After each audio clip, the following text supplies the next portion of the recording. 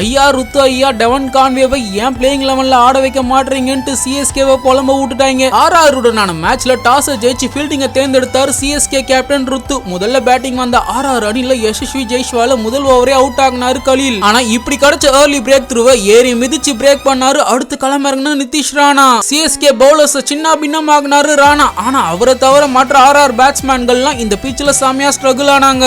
சஞ்சு சாம்சன் 16 பந்துகள் 20 ரன்கள் அடிச்சு நம்ம 100 பால்ல அவுட் ஆக நிதிஷ் ராணா 36 பந்துகள் 81 ரன்களை பொளந்து அஸ்வின் போட்ட பால்ல எம்எஸ் தோனியால ஸ்டம்பிங் செய்யப்பட்டு அவுட் ஆனாரு. கேப்டன் ரியான் பராக் 28 பந்துகள்ல 37 ரன்கள் அடிச்சு ஆட்டம் இழக்க அடுத்து வந்த ஆர்ஆர் பேட்ஸ்மேன்கள் எல்லாருமே பெரிய ரன் ஸ்கோர் செய்யாம பெவிலியன் திரும்பினாங்க.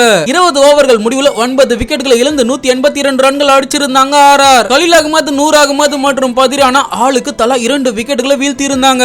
நூர் அகமது 3 மேட்ச்ல 9 விக்கெட்டுகளை வீழ்த்தி இப்போதைக்கு பர்பிள் கேப்பையும் வாங்கி இருக்கிறாரு. 183 ரன்கள் எடுத்தா வெற்றின்னு களமிறங்கின சிஎஸ்கே அணிக்கு முதல் ஓவரே ரச்சின் விக்கெட்டை வீழ்த்தி அந்த ஓவரை மெய்டனும் பண்ணாரு ஜோஃப்ரா ஆர்ச்சர். இது பத்தாதுன்னு இந்த துஷார் தேஷ்பாண்டே வீசின பால் சிஎஸ்கே கேப்டன் ருத்து கையில பட்டு அவருக்கு இன்ஜுரி. ஆனா அதுக்கப்புறமா அந்த இன்ஜுரியில இருந்து மீண்டு ரன்களை ஸ்கோர் செய்ய ஆரம்பிச்சார் ருத்து. ஆனா அவருக்கு ஆப்போசிட் எண்ட்ல கூட பேட்டிங் பண்ண யாருமே இல்ல. ரிபாதி 19 பந்துகள் 23 ரன்கள், சிவம் துபே 10 பந்துகள்ல 18 ரன்கள் அடிச்சு ஒரு கான்ட்ரோவர்சியான கேட்ச்ல அவுட். விஜய் சங்கர் 6 பந்துகள்ல 9 ரன்னுக்கு அவுட். கடைசி அரசிதம் அடிச்சு ருத்துவும் 63 ரன்களுக்கு அவுட். இவங்க அத்தனை பேர் விக்கெட்டையும் வீழ்த்தி புஷ்பான்னு செலிப்ரேட் பண்ணிக்கிட்டு இருந்தாரு வனிந்து அசரங்கா. கடைசி ஓவர்ல 20 ரன் வேணும். களத்துல எம்எஸ்டி மற்றும் ஜடேஜா ஆகியோர் இருந்தாங்க. சந்தீப் சர்மா அந்த ஓவரை வீசினாரு. முதல் பால் வைடு. ஆனா இரண்டாவது பால்ல எம்எஸ் தோனி 11 பந்துகள்ல 16 ரன்கள் அடிச்சு அவுட். அதன் பிறகு அந்த ஓவர் டன் 3வது பால்ல 6 அடிச்சாலும் அதுக்கப்புறமா எதுவுமே பண்ண முடியல.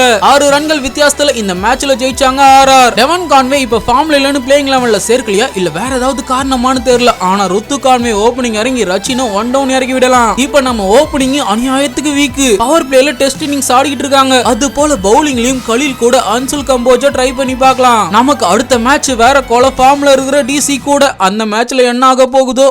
உடம்ப இரும்பாக்கிக்கடா, அடமலா ஆரம்பிச்சு வெளுத்து வாங்க போகுது.